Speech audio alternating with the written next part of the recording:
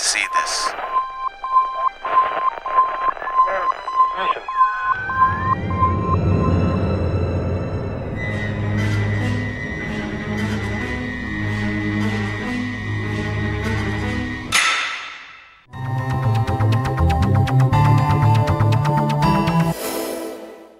Bom, a FGF me proporcionou muitas coisas, mesmo antes da formatura. Ainda no estágio aqui na faculdade, no 5º semestre, fui convidada para trabalhar na TV Diário, onde passei 5 anos. Mas a base mesmo eu tive aqui. Foi aqui na TV universitária, aqui mesmo dentro do campus, onde eu aprendi todas as técnicas, o que a gente aprendia na teoria, na sala de aula, foi tudo praticado aqui com a ajuda dos cinegrafistas, dos profissionais. Enfim, foi um aprendizado muito grande, que lá fora só contribuiu. E uma das faculdades pioneiras, né, em trabalhar com televisão, inclusive montar um próprio estúdio dentro da universidade. Então isso é muito gratificante. E sempre que pergunto, eu digo com orgulho. Sou ex-aluna da Faculdade Integrada da Grande Fortaleza.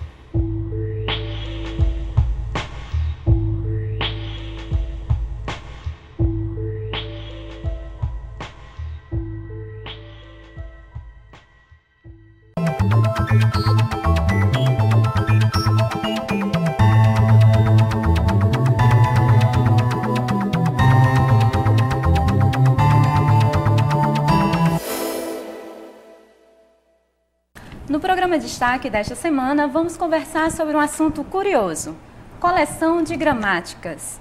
O nosso convidado é o professor de Letras da FGF, professor Tarcísio Cavalcante, doutor em Letras pela UFRJ, Universidade Federal do Rio de Janeiro.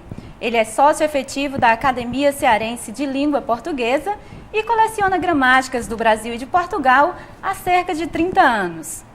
Seja bem-vindo, professor Tarcísio. Muito obrigado. Professor Tarcísio, por que essa paixão pela gramática?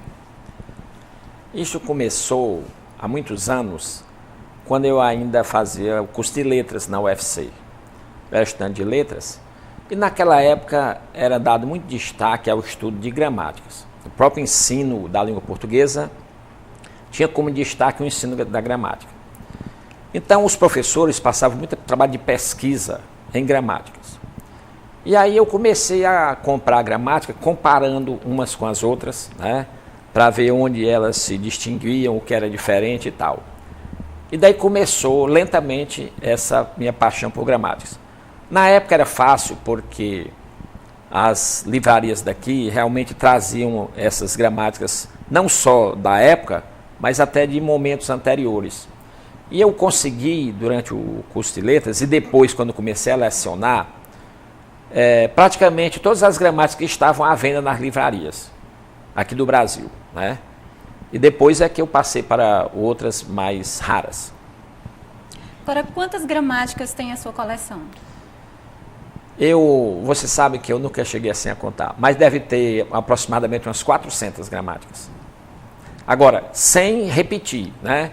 Porque às vezes você vai na biblioteca da faculdade, tem, por exemplo, a gramática do Rocha Lima, tem 5, 6 exemplares, Celso Cunha, Bechara, que é para os alunos pesquisarem.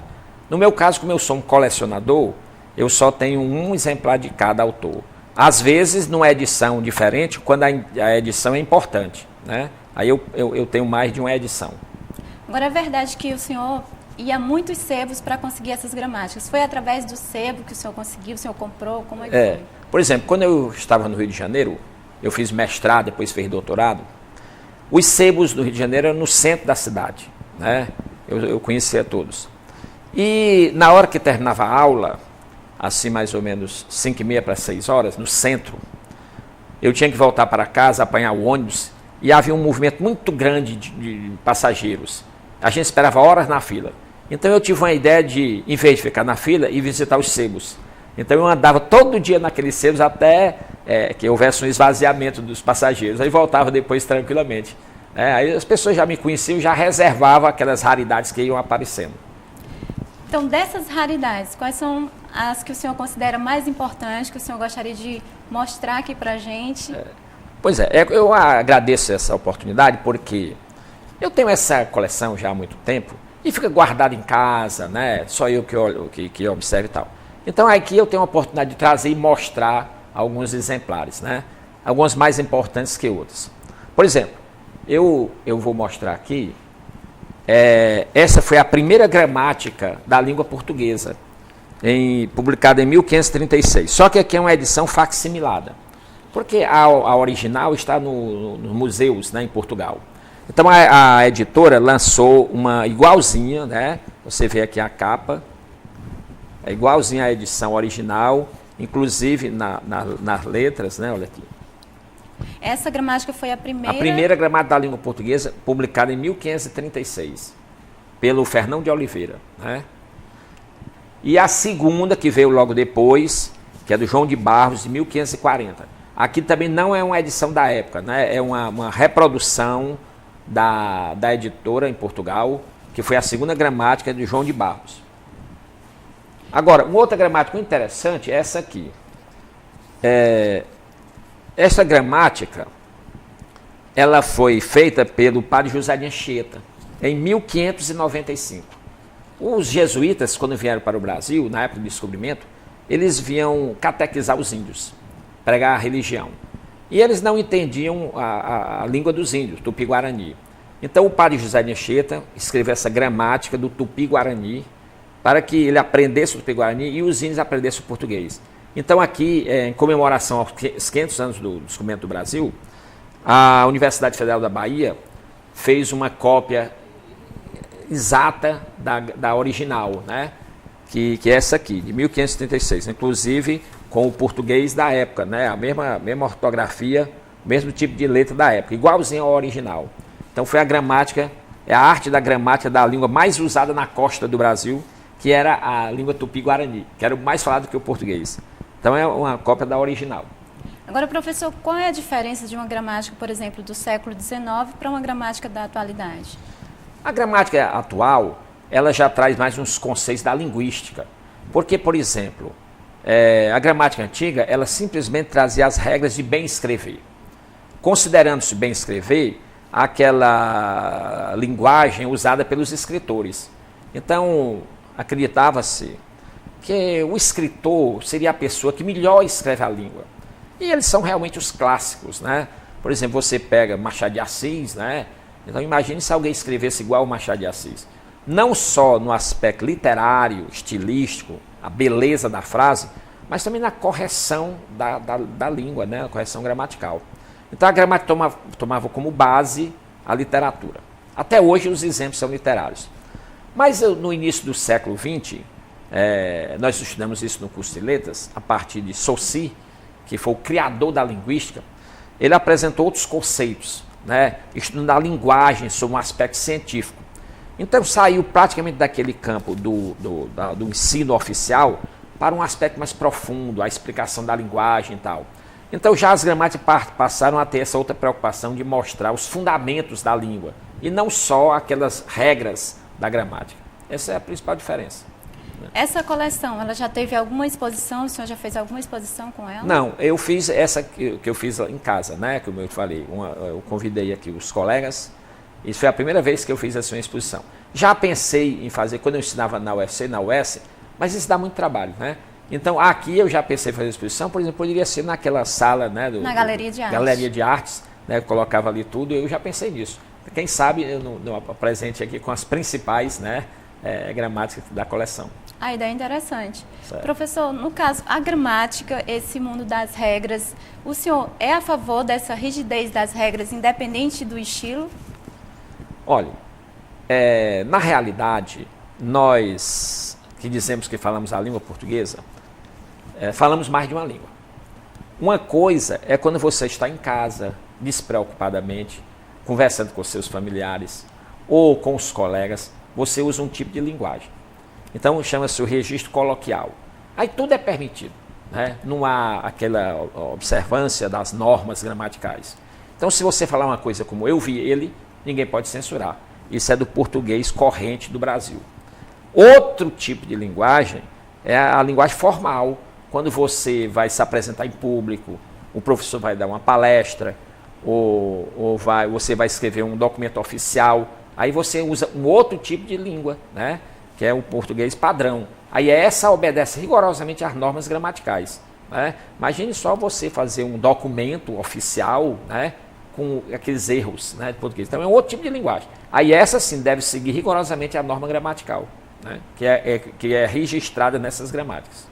Agora, o escritor Oswald de Andrade, né, na peça de teatro A Morta, ele faz uma crítica à questão da gramática no seu segundo quadro, que é intitulado O País da Gramática. Certo. E nele ele coloca o juiz como grande gramático e coloca exatamente essa crítica ao mundo das regras, quando ele diz que o mundo é um dicionário, palavras vivas e vocábulos mortos.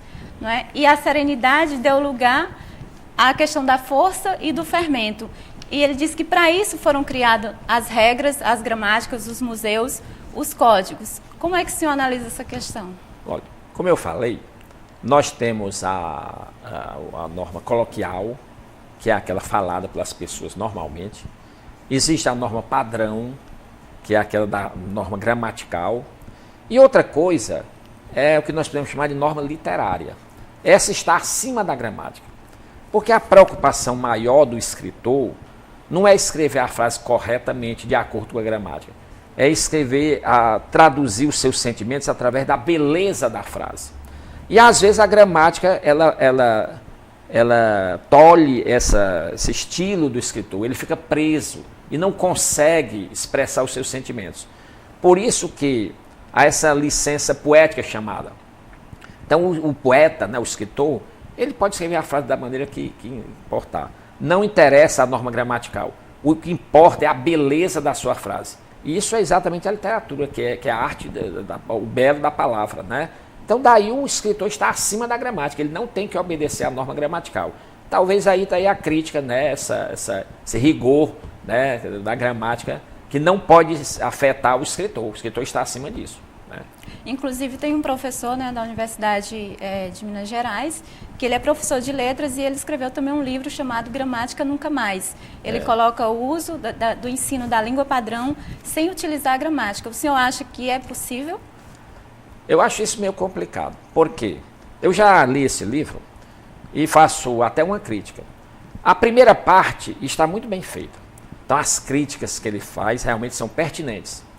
Realmente você não pode querer exigir do aluno que ele decore aquelas regras. Porque ele decora hoje, amanhã esquece. Né? Tem outras coisas mais importantes. O mais importante é ele saber escrever.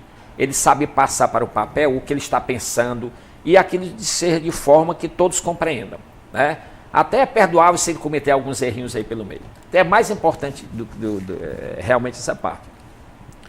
Então, agora, essa parte de realmente você decorar, que é a parte da gramática normativa, ele tem uma certa razão.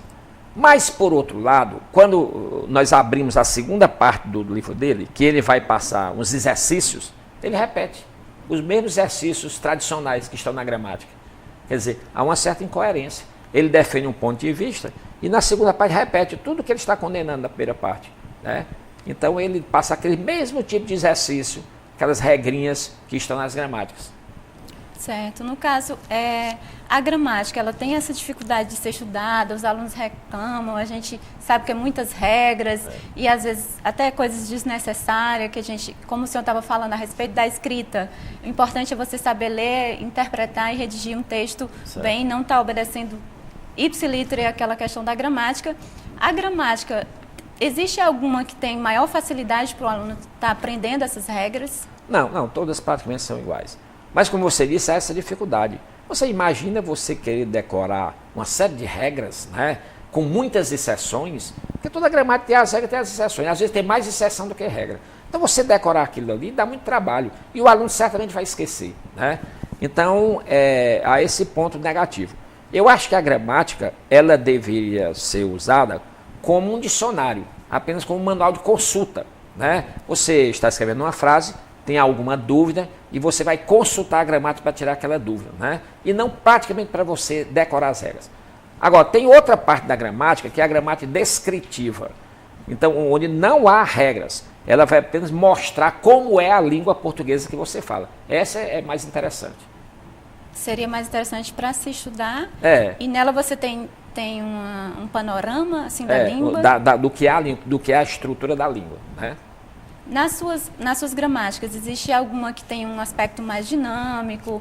Ou, como são raridades, claro, pode até não existir. Mas o senhor é um conhecedor da língua, conhece algum tipo de gramática que tenha essa leitura mais dinâmica na questão das regras? Exatamente. Há dois tipos de gramática. Essa é a nossa gramática tradicional. Existe a gramática normativa, que é essa tradicional, que traz as regras do bem escrever, etc. E há o que se vê hoje, a gramática pedagógica, que é aquela utilizada nos colégios. Essa sim já é mais prática.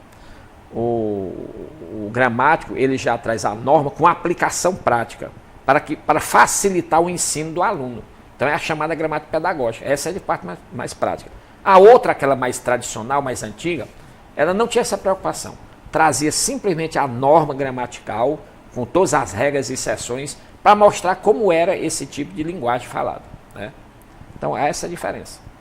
O senhor tem a primeira gramática produzida aqui no Brasil? Tem. Mas antes, eu vou mostrar aqui uma raridade. Eu fui aluno do professor Celso Cunha, e ele tinha uma coleção, não propriamente de gramática, mas uma biblioteca muito grande, né? E ele, uma vez falou, que passou a vida toda atrás dessa gramática, que é de Portugal, e nunca conseguiu.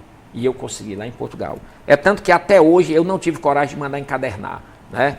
Ela aqui é a original, ela é de 1797, olha aqui, 1797, de um autor chamado Reis Lobato, que ofereceu ao Marquês de Pombal, que era o primeiro-ministro da época, né? Então é de 1797. Essa é uma das mais importantes gramáticas da língua portuguesa, de Portugal. Então essa é uma raridade mesmo, né? Pouquíssimas pessoas têm essa gramática aqui. Agora, uma gramática publicada no Brasil, nós temos, por exemplo, vamos ver aqui. Quando Dom João VI veio para o Brasil, ele se instalou aqui, né? E o Brasil ainda era colônia, né? Então, o seu governo se instalou aqui no Brasil. Então, ele obrigou praticamente o ensino da língua portuguesa em todo o Brasil. Porque até aquela época, a língua mais falada era o Tupi-Guarani. E ele trouxe a gramática. Então, ele abriu escolas. Só que não havia gramáticas aqui no Brasil. Então, ele trouxe um gramático brasileiro. Foi a primeira gramática chegada ao Brasil. Essa é uma raridade, né? Poucas pessoas têm. Então, é essa aqui. Só que essa aqui já é a segunda edição, né? É a gramática filosófica da língua portuguesa, também é original, né? De que era um padre, Jerônimo Soares Barbosa, né? E essa aqui é de 1830, porque a primeira é de 1808, quando ele trouxe realmente, essa é a segunda. Foi a gramática em que estudou o José de Alencar, né? Então é a gramática, a primeira gramática chegada ao Brasil que não existia, mas essa trazida de Portugal. Então logo depois, os autores brasileiros tentaram escrever uma gramática. Na época, durante muitos anos, discutia-se qual teria sido a primeira gramática lançada no Brasil. Havia um escritor muito famoso, Júlio Ribeiro, que escreveu um romance chamado A Carne, né? Que era considerado o romance mais indecente da literatura brasileira, né? Inclusive, a Igreja Católica condenava esse romance e chamava de A Carniça. E o Júlio Ribeiro tentou escrever uma gramática, em 1880. Então, durante muito tempo, as pessoas acreditavam que essa teria sido a primeira gramática publicada no Brasil, né? Mas, eu tenho aqui, seria essa aqui, do Júlio Ribeiro. Vou mostrar aqui só a primeira parte. É interessante mostrar a parte inicial, que é essa aqui. É de 1881. Então acreditou-se que essa teria sido a primeira gramática. Mas depois descobriu-se que antes nós tivemos outros autores. Por exemplo, esse aqui é um autor do Maranhão. E essa gramática, essa que já é a sexta edição, mas a primeira edição deveria ter sido escrita em 1830. Essa aqui é de 1877, porque já é a sexta edição. Mas por volta de 1830 teria sido escrita essa aqui, que foi a primeira gramática de um padre, Padre Antônio da Costa Duarte, publicado no Maranhão, né? Era um autor do Maranhão, uma editora do Maranhão. Essa teria sido a primeira gramática publicada no Brasil. Agora, há uma discussão muito grande. Há uma outra, que essa aqui, né, do Silvio Paes, que é mais ou menos da mesma época, e até hoje se discute qual das duas teria sido realmente a primeira. Só que essa aqui publicada no Rio de Janeiro, né? Essa também dessa época, 1830, 1840. Então está entre essas duas a primeira gramática publicada no Brasil. Agora, professor, gramática do grego, não é? Gramatike é a arte de ler e de escrever. Certo. Para o senhor, o que é gramática? Há vários tipos de gramática. Hoje, essa palavra gramática, ela apresenta conceitos variados. Por causa exatamente da linguística, nós podemos analisar a gramática sobre diversos aspectos. Existe a nossa gramática tradicional, que é esta, né? Que traz as normas para falar, a linguagem formal, né? Então, esse é um tipo de gramática, a gramática normativa, né? Que traz as regras. Os professores de hoje, que são mais linguistas, já lançam outro tipo de gramática, que é a gramática descritiva. Como eu disse, não traz regras para você aprender, mas mostra como é a língua, né? Na sua estrutura fonológica, morfológica e sintática. Então isso já é um pouco diferente, já é a chamada gramática descritiva. Nós temos a gramática do Mário Perini, né, que é um professor de Minas Gerais. O Evanildo Bechara lançou uma nova gramática agora, né, moderna gramática portuguesa, que ela é mais descritiva, né, não tem aquela história de você fazer exercício para apresentar regras. E tem as chamadas gramáticas linguísticas, em que o autor não se preocupa com essa norma gramatical, mas com a língua, né, como é produzida a língua, como o falante usa a língua. Por exemplo, seria a gramática gerativa de Chomsky, né? Em que ele mostra que o falante, ele, baseado numa teoria filosófica, ele já nasce com a gramática na mente, quer dizer, já tem essa possibilidade de falar. E como ele tem competência, né, tem inteligência, ele consegue falar, né, contrariando até o princípio de outros linguistas que vieram antes. Então isso já é uma outra noção de gramática, né? Quer dizer, aquela possibilidade que o falante tem de usar a sua língua. Então, há vários conceitos de gramática. No caso, o Evanildo Bechara ia até colocar que ele discorda também daquele professor que a gente falou há pouco, do Rocha, autor do livro Gramática Nunca Mais, e ele diz que a gramática está para a língua como o manual está para a geladeira. Traz as informações para funcionar essa engrenagem. O senhor acha que é assim mesmo? Eu concordo inteiramente. Inclusive, eu assisti a uma entrevista do Evanildo Bechara no canal de televisão, em que ele faz essa crítica. Ele diz simplesmente o seguinte, que hoje em dia as provas de língua portuguesa, tanto de vestibular como de concursos, não são mais prova de língua portuguesa, são interpretação de texto. Você boia um texto e vai interpretar. Ali qualquer pessoa com inteligência normal saberia resolver. Ele dá até um exemplo.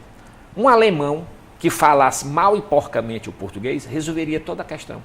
Porque se ele tivesse inteligência para descobrir as ideias do texto, ele resolveria a prova todinha, tiraria 10, embora não conhecesse nada de língua portuguesa. Por quê? Exatamente você saber a língua portuguesa é conhecer a estrutura da língua, o que é a língua, nos seus aspectos fonológicos, morfológicos e sintáticos. E isso hoje em dia está sendo deixado de lado, né? É só interpretação do texto. Não que a interpretação do texto não seja importante, ela é importantíssima. Você não pode deixar isso outro de lado. Quer dizer, eu acho que eles estão passando do 8 para o 80. Antigamente o foco maior era na gramática, agora deixa totalmente de lado a gramática para ver outros aspectos. Eu acho que isso aí não devia ser. O senhor acha que deveria ter uma mesclagem das duas coisas? Uma mesclagem, tanto uma coisa como outra. Porque aí você teria uma visão total de tudo, e não só de um lado, né?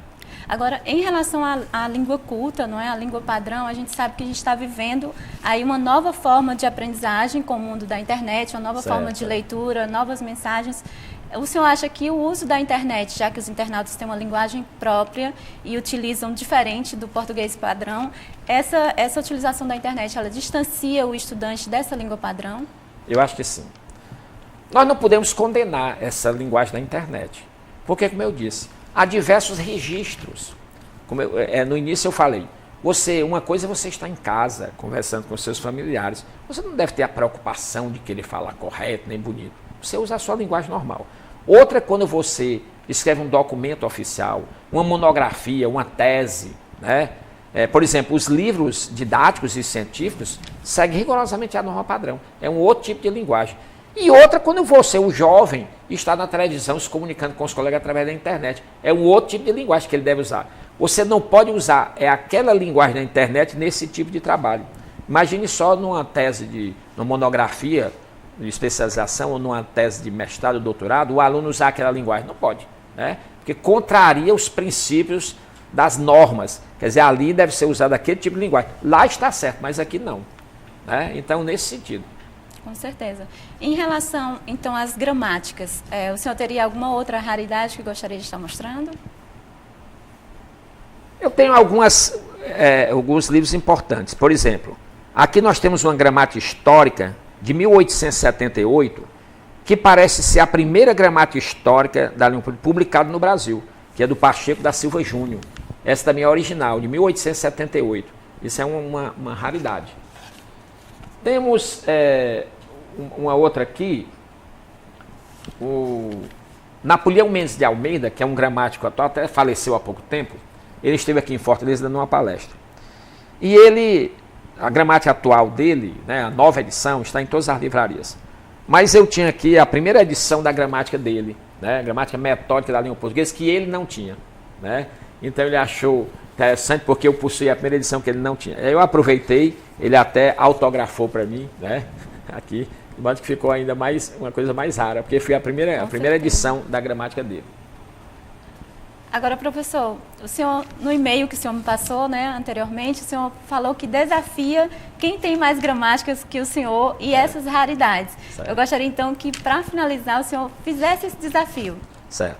Olha, eu tenho muitos colegas da UFC, pesquisadores, que têm muitos livros desses aqui. Raridade, bibliotecas enormes, mas eles colecionam tudo. Então, existe tudo. A minha especialidade é a gramática. Então, as gramáticas raras que eu tenho, eu acho que eles não têm. Agora, o seguinte, por exemplo, como eu lhe falei, o próprio Celso Cunha não tinha aquela gramática do Reis Lobato que eu tenho. Eu estive em Portugal e consultei a biblioteca do curso de Letras de Lisboa. Eles tinham umas 15 gramáticas. A Biblioteca Nacional de Lisboa, que é fantástica, uma coisa gigantesca, tinha umas 30. Eu estive no Porto e tal. E aí, só de lá eu trouxe 150 diferentes. Quer dizer que eu tenho mais do que eles lá, né? Aqui no Brasil também estive nas universidades do Rio, São Paulo, e não tem essa quantidade toda. Então, quando eu fiz esse desafio, realmente, embora em tom de brincadeira, mas o desafio continua, mas é mais no sentido que eu estou esperando que apareça outro colecionador para debater comigo e a gente poder trocar ideias, né, nesse sentido. Mas, infelizmente, até agora não apareceu. Parece que eles estão com medo de se apresentarem aí, né? Então, professor, o nosso programa está chegando ao fim. O destaque dessa semana foi com o colecionador de gramáticas, professor Tarcísio Cavalcante. Professor, muito obrigada pela sua participação. Obrigada também pela apresentar as raridades para a gente. E o desafio continua. Continua. Eu que agradeço. Até logo. O programa Destaque fica por aqui. Nós voltamos na próxima semana com mais um convidado em destaque na FGF TV, canal universitário de Fortaleza, 14 da NET.